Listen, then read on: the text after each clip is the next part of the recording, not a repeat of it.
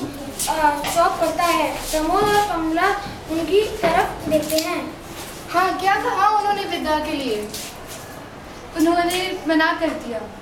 क्यों? मैं जानती थी वे अपनी जिद के आगे किसी की नहीं सुनते। जब तुम्हारी जिद कर रही थी तो भी उन्होंने मना कर दिया। मैं तो समझाते समझाते हार गई। कितने पैसे मांगे हैं उन्होंने? 5,000।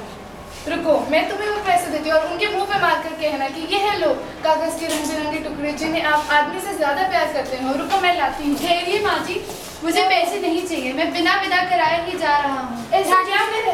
राजेश्वरी रुक गई और मुड़कर प्रमोद की ओर देखती है। ऐसा क्या कह रहे हो बेटा? मेरे होते हुए विदा नहीं होगी? ऐसा नहीं हो सकता। कमला उसी मूर्तिवत बैठी रही। मैं माँ हूँ, माँ के दिल को समझती हूँ। जिस तरह मैं उतावली होकर गौरी की राह देख रही हूँ, उसी तरह तुम्हारी माँ भी कमला की राह देख रही होंगी। मेरे होते हुए विदा जरूर होगी। लो ये गुच्छा और जाके पैसे ले आओ। पर माँ जी। जाओ, तुम जाओ। अरे सुनती हो, गौरी के आने का समय हो गया। तुमने कोई तैयारी की कि नहीं?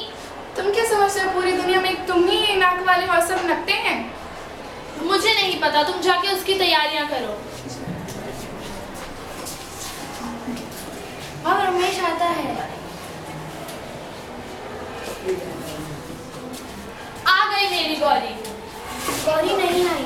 क्यों? तबीयत तो ठीक है उसकी? नहीं, उन्होंने विदा नहीं किया। हमने तो बराबर दहेज दिया था, फिर भी उन्होंने विदा क्यों नहीं की? उन्होंने बोला दहेज सही ढंग से नहीं दिया गया था और कम दिया गया है।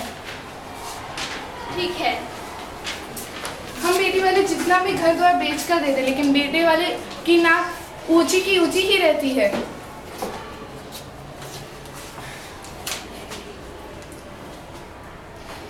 बीच में ही। चुप रहो तुम। बहुत चुप रही, अब चुप नहीं रहूंगी। आखिर क्या कमी है बहू के दहेज में? अनसुनी करके।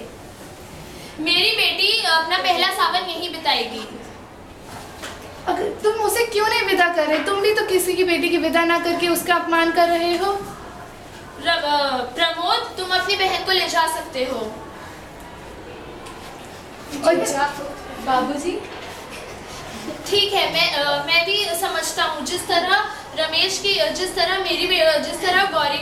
गौरी की विदा नहीं की, उसी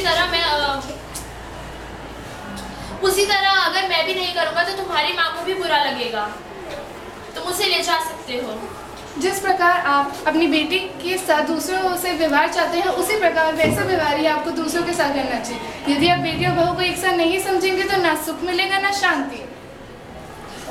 बहू, फिर जीवन लाल ने अपनी बहू का विदा कर दिया और एक पाठ सीखा कि जैसे दूसरों के साथ बर्ताव करते हैं वैसे उनके साथ, जैसा अपने साथ बर्ताव चाहते हैं वैसे दूसरों के साथ करना चाहिए।